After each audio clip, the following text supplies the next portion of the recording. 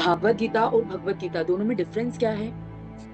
भागवत गीता में श्री कृष्ण के जन्म से लेकर धाम गमन तक के कार्यों का वर्णन किया गया है।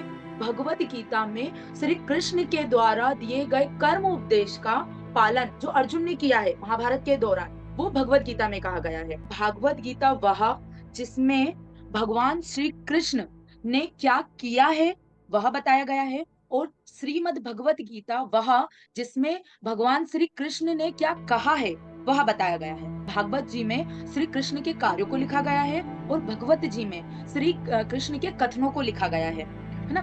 श्री भागवत गीता सबसे पहले नारायण जी ने ब्रह्मा जी को सुनाई थी, जिसमें सिर्फ 4 श्लोक थे। ओके।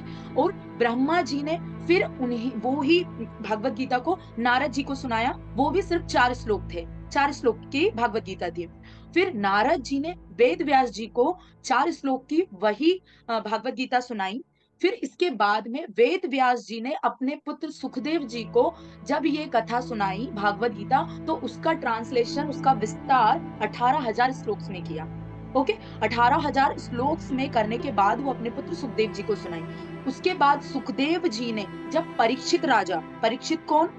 अर्जुन के बेटे अभिमन्यु, अभिमन्यु के बेटे परीक्षित, जब उनको 7 दिन का श्राप मिला था, तो उस श्राप से मुक्ति के लिए भगवान सुखदेव ने इन 18,000 श्लोक्स की भागवत गीता को परीक्षित को सुनाया, जो परीक्षित से हमारे तक आया भगवत गीता है।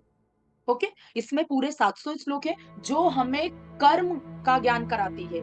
जो भगवत गीता है वो हमें कर्म याद दिलाती है, कर्म को करने का रास्ता दिखाती है, और उस कर्म को करते हुए समर्पण की ओर, भगवान में समर्पण की ओर किस तरह जाना है, ये हमें भगवत गीता बताती है। Thank you.